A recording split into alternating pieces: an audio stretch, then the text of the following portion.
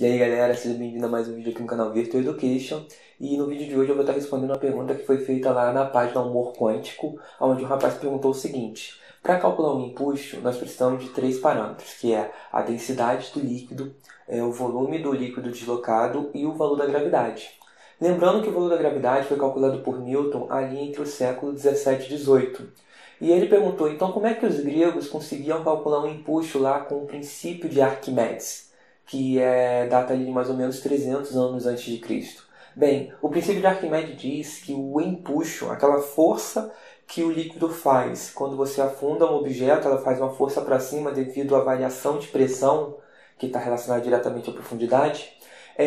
O princípio de Arquimedes fala o seguinte, que um empuxo tem o mesmo valor do peso do líquido deslocado. Nós, seres humanos, conseguimos ter a ideia do que é peso, mesmo sem saber o valor da gravidade. Eu consigo distinguir que um objeto A é mais pesado que um objeto B, certo?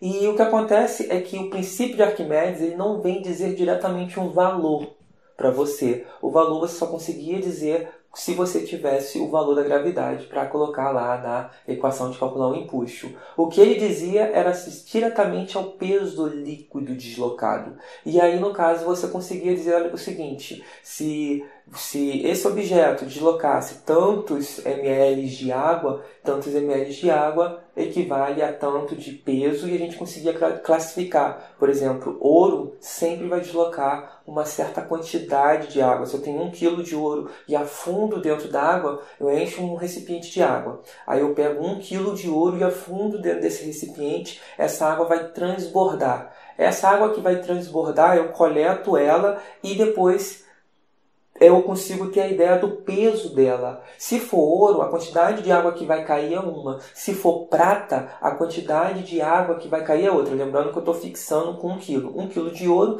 vai transbordar uma quantidade de água. 1 kg de prata vai transbordar outra quantidade de água. É isso que Arquimedes falava. Ele não conseguia determinar exatamente o valor da força de uma forma numérica, como Newton fez ao descobrir o valor da gravidade aqui na Terra. Eu espero que vocês tenham entendido, espero que esse vídeo tenha sido esclarecedor. O princípio de Arquimedes foi fundamental porque ele foi o primeiro parâmetro para a gente distinguir a ideia de densidade e tudo mais, certo? E depois Newton ele meio que complementou a ideia de Arquimedes. Lembrando que Newton sempre afirmou que esteve apoiado no ombro de gigantes.